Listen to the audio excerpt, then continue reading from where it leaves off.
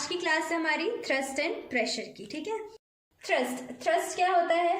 Perpendicular force acting on surface, यानी कि किसी भी सरफेस पर जब भी हमारा फोर्स जो है परपेंडिकुलरली एक्ट करता है। इसका मतलब ये है हमारा एक सरफेस, यहाँ पर ये फोर्स 90 डिग्री पर जब एक्ट करेगा तो हम इसको कहेंगे फोर्स जो है परपेंडिकुलरली एक्ट कर रहा है, और इसी फोर्स को हम क्या कहते हैं? थ्रस्ट का नाम देते हैं। नेक्स्ट आता है हमारा कि थ्रस्ट हमारी एक वेक्टर क्वांटिटी है। वेक्टर क्वांटिटी का मतलब क्या होता है कि इसमें मैग्नीट्यूड भी है, इसमें डायरेक्शन भी है। डायरेक्शन यानी कि हमें ये पता चलता है कि फोर्स किस डायरेक्शन में लग रहा है, और मैग्नीट्यूड का मतलब फोर्स की जो न्यूमेरिकल वैल्यू है वो कितनी है।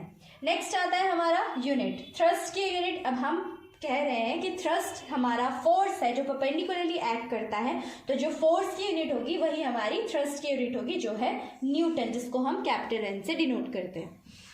नेक्स्ट आता है हमारा प्रेशर। प्रेशर क्या होता है? Force acting perpendicular on unit area, यानी कि फोर्स पर यूनिट एरिया, एक यूनिट एरिया पर जो फोर्स हमारा परपेंडिकुलरली लगता है उसको हम कहते हैं प्रेशर। इसकी मैथमेटिकल रिप्रेजेंटेशन कुछ इस तरीके से होगी, pressure is equals to force upon area. हमने बोला है फोर्स ही हमारा थ्रस्ट होता है, तो हम उसको थ्रस्ट अपॉन एरिया भी लिख सकते हैं। अब इसकी एसआई यूनिट किस तरीके से निकाली जाती है? थ्रस्ट की यूनिट होती है न्यूटन और एरिया की यूनिट होती है मीटर स्क्वायर, इसीलिए ये बन जाता है न्यूटन पर मीटर स्क्वायर, जिसको हम लिखते हैं न्यूटन पर मीटर स्क्वायर, या फिर हम बोलते हैं उसको पास्कल। प्रेशर हमारी स्केलर क्वांटिटी है। वेक्टर क्वांटिटी हमने क्या पढ़ा था? जिसका मैग्नीट्यूड और डायरेक्शन होती है। तो स्केलर क्वांटिटी सिर्फ वो होती है जिसका मैग्नीट्यूड होता है और कोई डायरेक्शन नहीं होती है। इसका मतलब इसकी सिर्फ हमें न्यूमेरिकल वैल्यू मिलेगी और ये किसी भी पर्टिकुलर डायरेक्शन में नहीं लगता है। 1 pascal is equals to 1 newton per metre square. ये हमारा आता कहाँ से? अगर हम यहाँ पे देखेंगे तो प्रेशर की यूनिट हमने क्या बोला, क्या होती है? पास्कल होती है, इसीलिए यहाँ से हमारा आ जाता है 1 pascal. 1 newton per metre square हमारा कहाँ से आता है? थ्रस्ट अपॉन एरिया या फिर फोर्स अपॉन एरिया से, जिसकी unit Newton per metre square आ जाती है। तो 1 पास्कल हमारा इक्वल हो जाता है 1 न्यूटन पर मीटर स्क्वायर के। नेक्स्ट आता है हमारा एटमॉस्फेरिक प्रेशर।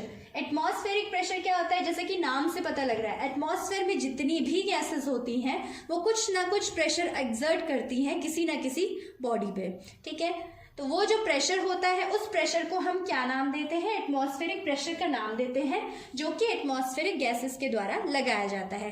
और इसकी एक न्यूमेरिकल फिक्स वैल्यू है, जो कि कितनी है? 1 atm is equals to 1.01 into 10⁻⁵ newton per metre square. Newton per metre square, या फिर हम इसको क्या लिख सकते हैं? और पास्कल।